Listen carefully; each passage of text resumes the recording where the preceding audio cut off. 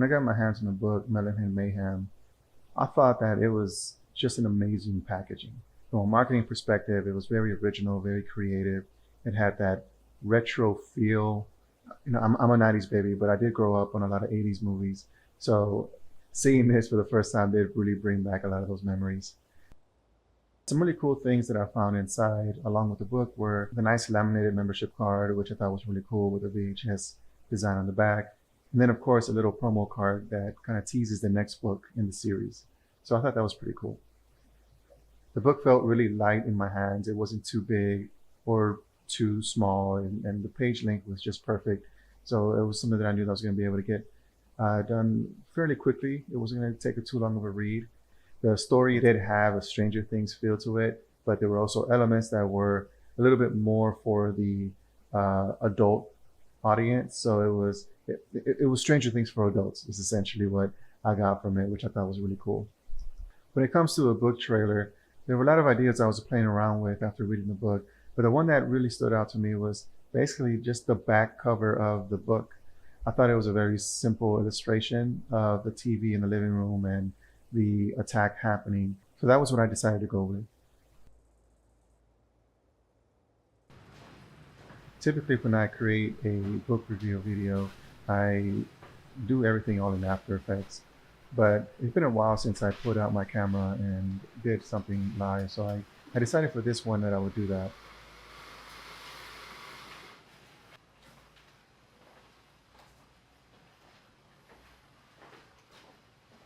Thankfully, I had this old 27-inch TV that I bought back when I was in the service, and it was just lying around there, and I thought, oh, great, this is perfect.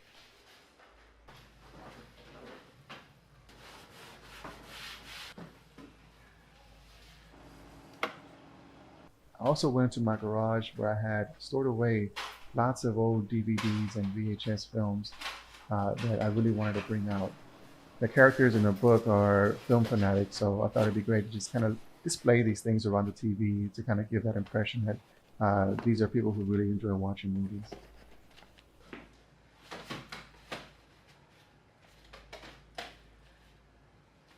The only kind of lighting setup that I have at the moment is a Rotolight kit that I used for interviews in the past.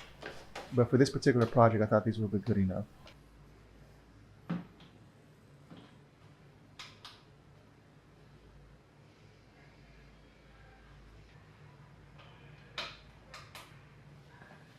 I want to also say that I really do appreciate my wife's decision to bring in the blackout curtains because it really lended to the shoot here and turning day into night.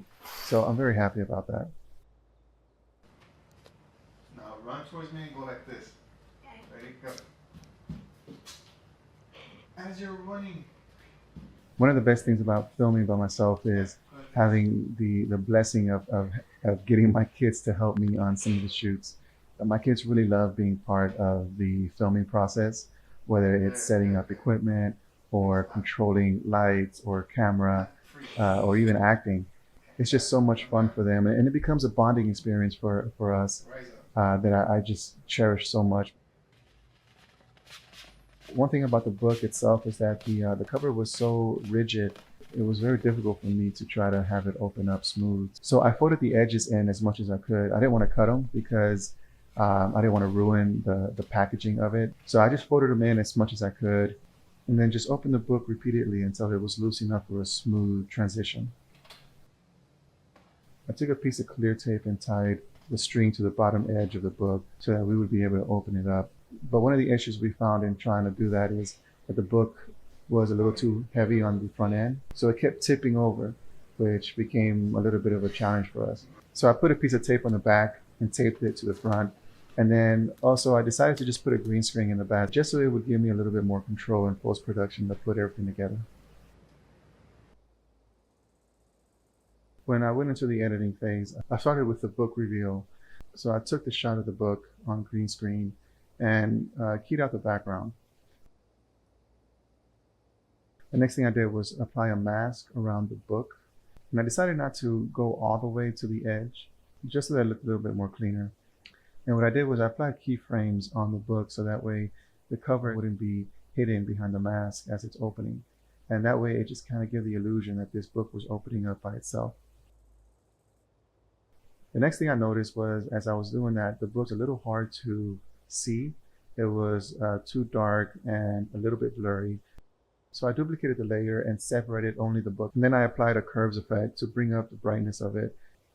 I also applied a sharpen effect just to give a little bit more clarity and remove a little bit of the blurriness. For the shot of the living room, I really wanted to have a little bit of depth of field between the book and the background. So I masked out the background right up to the point where the book is going to be placed. And I applied a blur effect, not too much, but just enough to pull out the focus on the back. The next thing I wanted to do was to have the TV have this kind of blue static screen that many of us are familiar with. So I found stock footage of a noisy blue screen, brought it into After Effects and lined it up to be within the screen.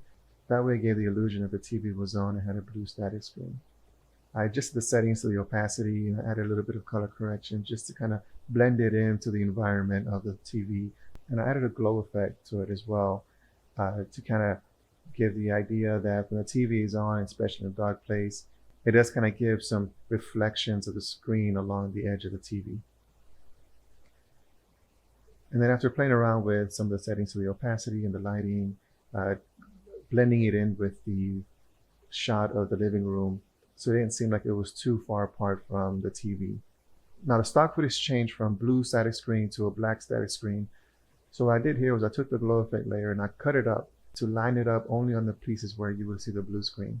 So that way it looked as if anytime the blue screen was up, you would have this reflection of light around the TV. And then I duplicated the layers and lined them up along the sequence and repeated the process. The next thing I did was I brought in my book reveal composition into it and positioned it into the place where I wanted it to be. And then what I did was I added a frame hold at the beginning and a frame hold at the end. So that way, throughout the beginning of the sequence, the book starts off closed. And when it gets to a certain point, it opens up and then it stays open to the end of the sequence. I also added some additional curve effects to the book composition just to, again, have it stand out from the background and brighten it up a little bit more, because that is ultimately going to be the star of the whole entire video.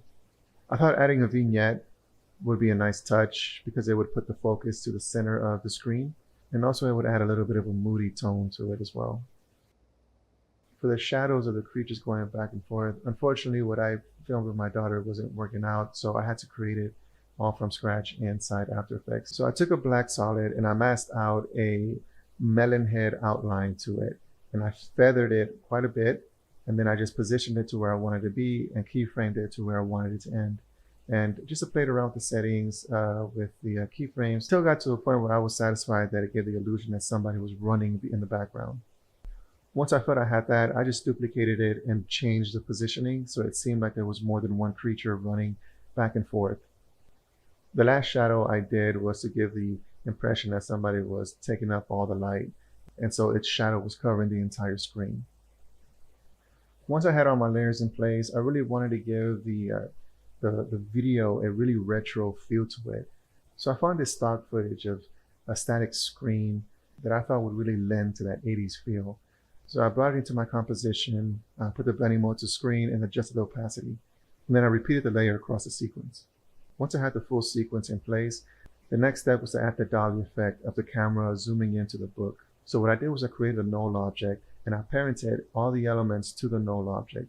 Then I keyframed the positioning and scale of the null object from the beginning all the way to the point where I wanted the book to open up, and easy ease the keyframe so it have a smooth transition. The final element that I added to this composition was to give a little subtle movement as the camera is moving in, just to give the illusion that all the running in the background is kind of vibrating the camera a bit. So I created an adjustment layer and I applied a transform effect to it. And what I did was I added a wiggle expression to the position. And again, I didn't want it to be too obvious, so I just added a very small setting. After that, I just added some additional color correction, just to kind of give the feel of a retro. So I desaturated the color a bit. And I also raised the blacks to give this kind of faded feel to it as well. Once I had my entire composition done, I rendered it out and then I brought it into Premiere. And I started putting all the elements together. One of the elements that I created was this little static, glitchy text intro. And I thought that would just kind of, again, add to the 80s feel of this book reveal. Once I had all the elements in Premiere, it was time to move into sound design.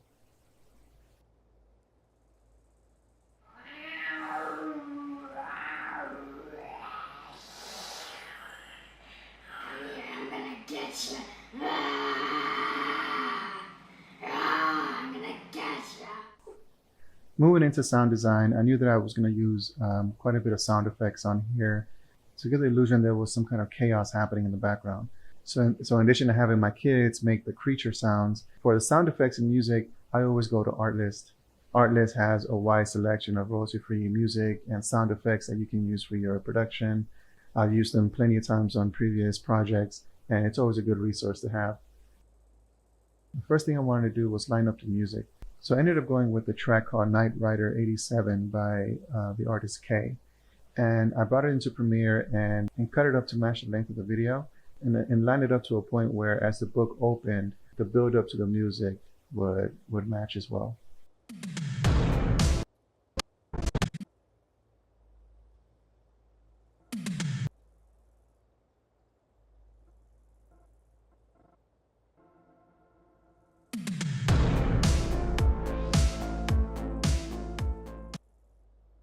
Once the music was lined up, it was time to bring in all the sound effect elements. So I started bringing in little by little all the glass elements and putting them in various positions just to, again, give the idea that there's chaos happening in the background.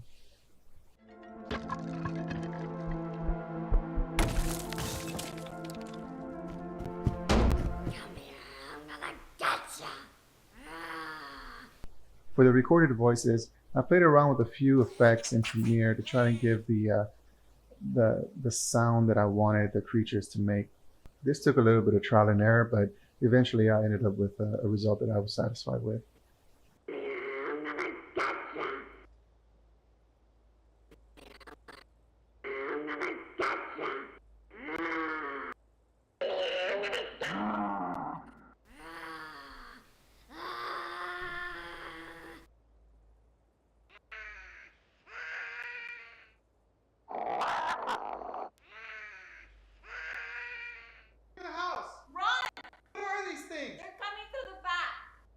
Oh my God. Run! What are these things?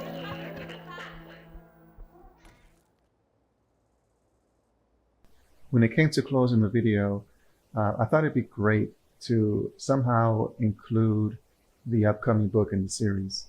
Many people probably won't see it or notice it, but for me, it's just a nice little add-on.